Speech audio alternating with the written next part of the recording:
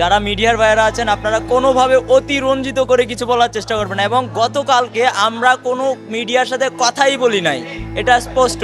এখন আমাদের চট্টগ্রামকে 3টা ভাগে ভাগ করেছিলাম, মহানগর, উত্তর, দক্ষিণ। কিছু সমস্যা ছিল, যেমন থানা ভাঙা হয়েছে, তারপর হচ্ছে অসুস্থতা, ট্রাফিক, তো এইরকম জিনিসগুলোর জন্য আমরা প্রতিনিধি দল করেছিলাম।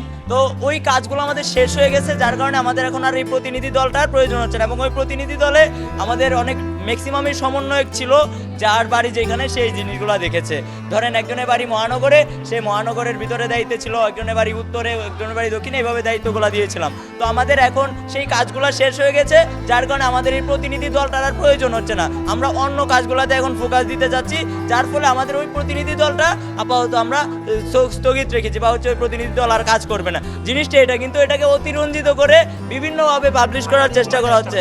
তো মানে অনিয়ম একটা ব্যাপার আসছে, তো এই জিনিসটা এভাবে হাইলাইট করা হচ্ছে। কিন্তু আমরা এরকম কোনো কিছুই বলি নাই যেটা মিডিয়াতে চলে আসছে। তাই আমরা হুঁশিয়ারি করে বলবো, অতিরঞ্জিত করার চেষ্টা যদি আপনারা করেন, আমরা স্বৈরাচার খুনি হাসিনাকে পাঠাইতে পারছি, পালাইতে বাধ্য করছি, আপনারা কিন্তু আমাদের কাছে কেউ না।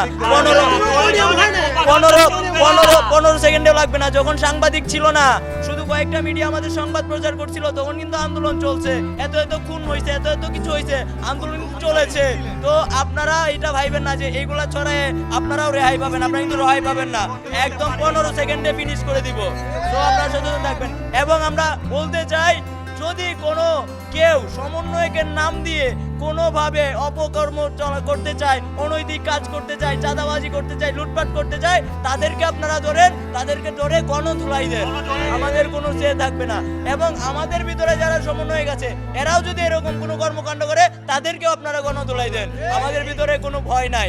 কারণ আমরা জানি আমরা বৈষম্যের বিরুদ্ধে লড়তেছি, অন্যায়ের বিরুদ্ধে লড়তেছি। যদি কেউ অন্যায় করে, আমরা তার বিরুদ্ধে অ্যাকশন নেব। এবং যারা আমাদের কেউ যদি এরকম কিছু করতে চায় বা করার চেষ্টা করে, আমাদেরকে ইনফর্ম করেন, আমরা তার বিরুদ্ধে স্টেপ নিব। যতটুকু সম্ভব আমরাও চেষ্টা করবো, তাদের বিরুদ্ধে আমরা স্টেপ নিব। সো আর মিডিয়ার ভাইদেরকে আবারও বলছি, আপনারা অতিরঞ্জিত করে ছড়ানোর কোনো দরকার নাই। প্রয়োজন আমাদের অতিরঞ্জিত করে আমাদের ভুয়া নিউজটা ছড়াবেন না। যদি পারেন তাহলে আমরা যেই কথাটা বলি সেই কথাটা ছড়াবেন। এবং কোনো একটা নিউজ প্রকাশের ক্ষেত্রে আমাদের কাছে এসে তথ্যটা নিশ্চিত হয়ে তারপরে ছড়াবেন, সঠিকটা ছড়াবেন, সঠিকভাবে ছড়াবেন। আমাদের যেই লিস্টটা আছে সেই লিস্টে ইমন কোনো নাম নাই। এবং আমরা কিন্তু বলেছি যে এটা কমিটি বা হচ্ছে সমন্বয়ক লিস্টটা বর্ধিত করা হবে। আমাদের অনেকেই আছে আমাদের সাথে কাজ করছে, কিন্তু প্রাথমিকভাবে যে লিস্টটা আমরা পাবলিশ করেছি সেই লিস্টে তাদের নামটা নাই। কিন্তু যখন আবার সুযোগ আসবে তখন আমরা সেই নামগুলো ইনক্লুড করে নিব। এখানে অনেকেই আছে যারা আমাদের সাথে কাজ করেছে এবং শুরু থেকেই কাজ করে আসতেছে।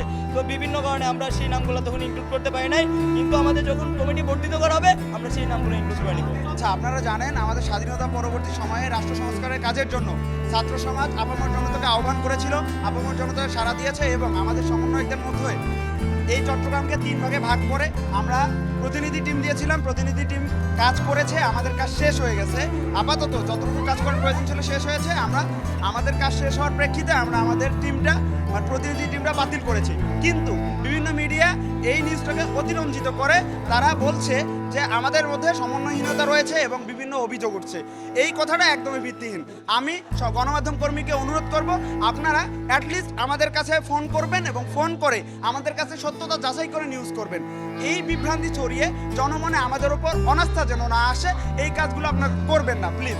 কিন্তু অতিরঞ্জিত মিডিয়া এটিকে অনিয়ম এবং দুর্নীতির অভিযোগ এনে এটিকে বাতিল করা হয়েছে এরকম প্রকাশ করে, যার আমরা তীব্র নিন্দা ও প্রতিবাদ জানাচ্ছি। এবং মিডিয়া এবং অতিরঞ্জিত মিডিয়া এবং হলুদ মিডিয়াকে বলে দিতে চাচ্ছি, আপনারা এসব থেকে বেরিয়ে আসুন, না হলে আমরা আইনি ব্যবস্থা নিতে বাধ্য হব।